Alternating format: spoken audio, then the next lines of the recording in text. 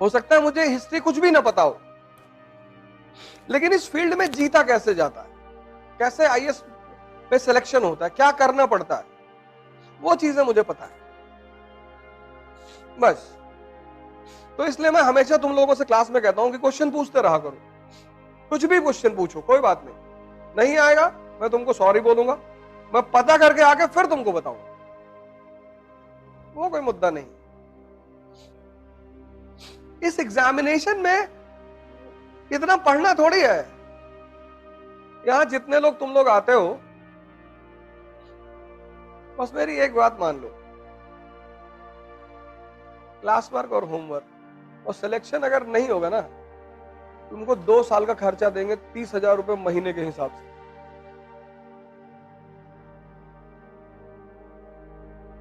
तुम क्यों टेंशन ले रहे हो यार?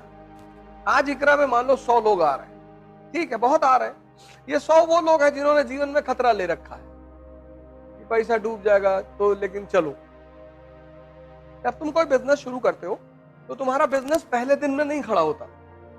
बिजनेस का पहला चरण है फेथ। इतनी बड़ी बड़ी कंपनियां मार्केट में हैं, तो लोग उनको पास जाएंगे।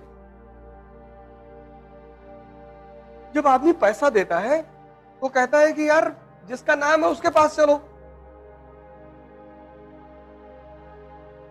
नहीं। लेकिन जब तुम यहां आ ही गए हो, पैसा खर्चा ही कर दिए हो, तो मेरी एक बात मान लो, क्लास वर्क और होमवर्क उससे ज्यादा कुछ मत करो तुम, और न्यूज़पेपर, गारंटी तुम्हारा सिलेक्शन होगा, गारंटी।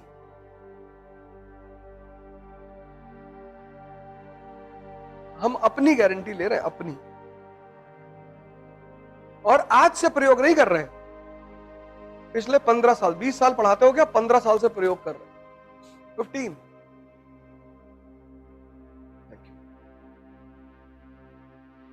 चाय है?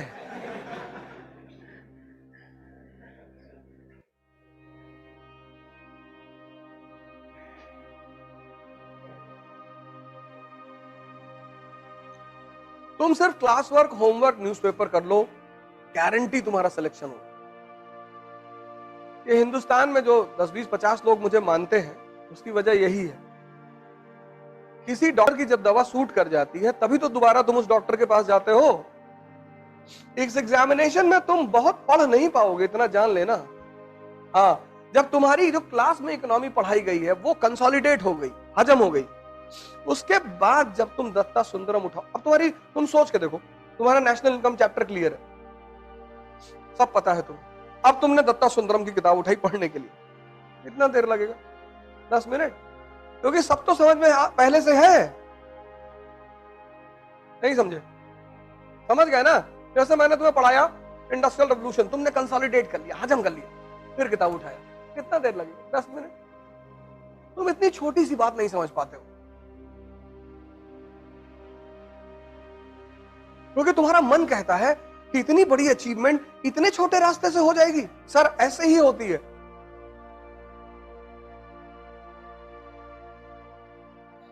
जितनी बड़ी बड़ी अचीवमेंट है उनके छोटे छोटे फॉर्मूले हैं, जितनी छोटी छोटी अचीवमेंट है उनके बड़े बड़े फॉर्मूले हैं। नियम है इस संसार का।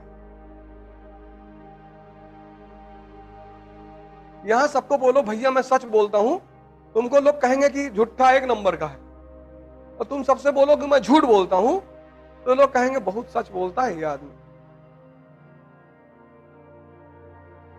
ये अजीब सा खेल है, अजीब सा। एनसीईआरटी में कितनी बार तुम लोगों को बोला हूं, एनसीईआरटी मतलब सोचने का तरीका, एनसीईआरटी मतलब आधारभूत ज्ञान। जितने लोग एनसीईआरटी तैयार कर लेते हैं आईएएस की कोचिंग करने से पहले, उनके फर्स्ट अटेम्प्ट में सेलेक्ट होने की संभावना 90% बढ़ जाती है।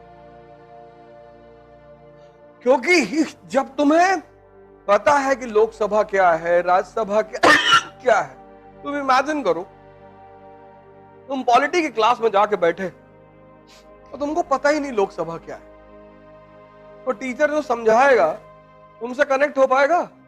नहीं होगा। लेकिन अगर तुम्हें पता है तो तुम कंसंट्रेट करोगे।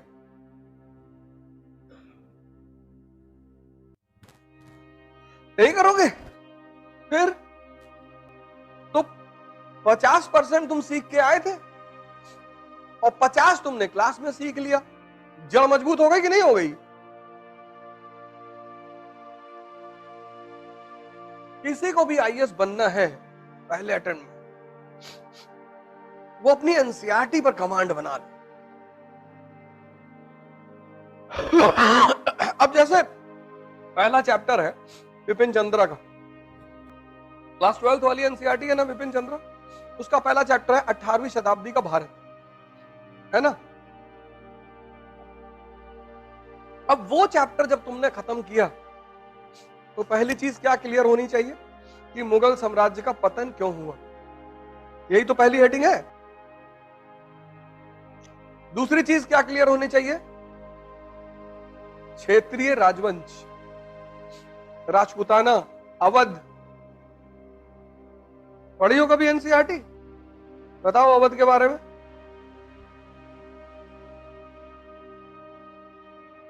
तुमने पढ़ा ही नहीं। बस तुमने पढ़ा इस उद्देश्य से तुमने इस उद्देश्य से तुमने नहीं पढ़ा। तुमने पढ़ा, मैं ये नहीं कह रहा तुमने नहीं पढ़ा, तुमने पढ़ा, पर तुमने उद्देश्य विहीन होकर पढ़ाई की। तुम्हारा पढ़ना बेकार चला गया, तुम्हारी मेहनत बेकार चली गई।